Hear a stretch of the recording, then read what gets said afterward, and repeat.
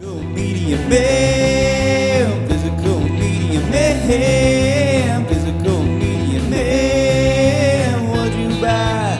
Was it something good? What's up, guys? Physical Media Man back here again for another Physical Media Man Monday video. I have another monthly movie reviews. This time it's September of 2023. I have already done October with the 31 Days of Halloween as well as the Christmas. So I do have November left to do still for 2023.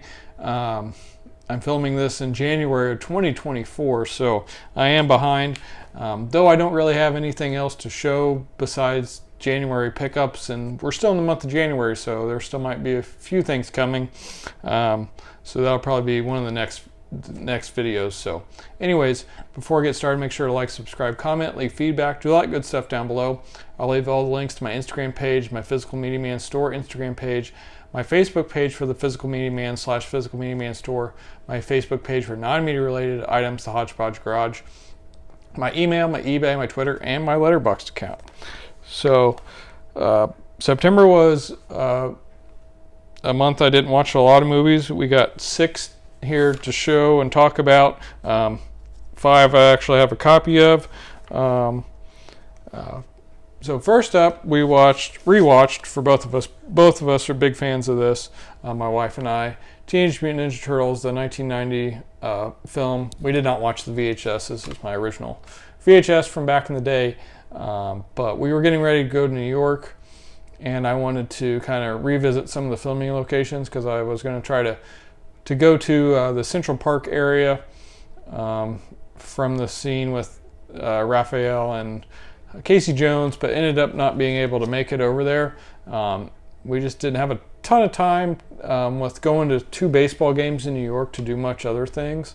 Probably be a while before we go back, but I definitely want to do some more filming location stuff. But this movie really held up.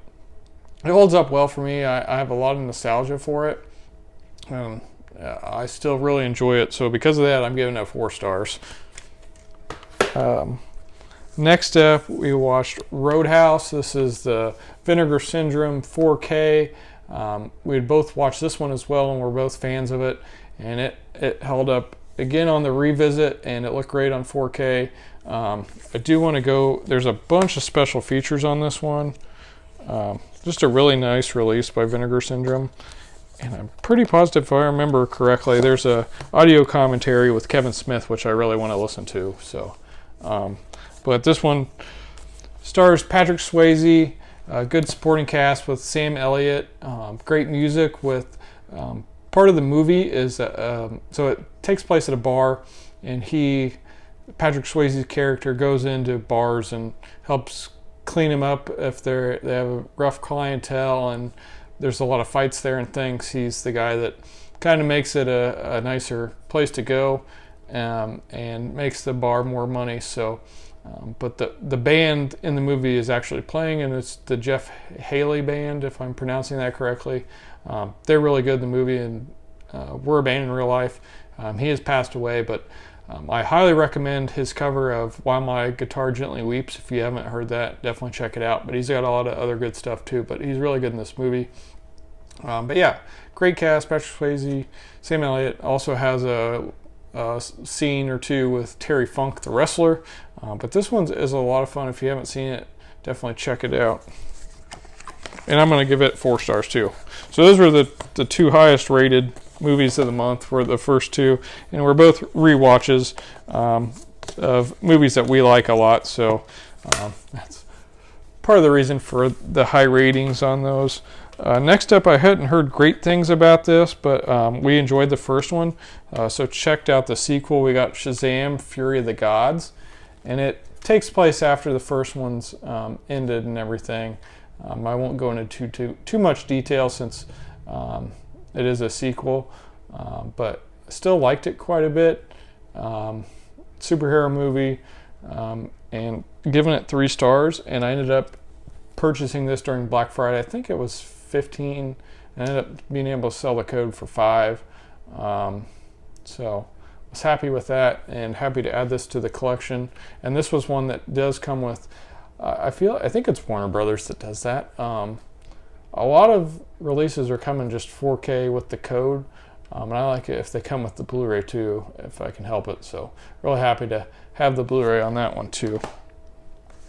So yeah, 3 stars on that. Next up, we watched Aquino with Mel Gibson and Goldie Hawn. We got Bird on a Wire. This came out in 1990. Mel Gibson and Goldie were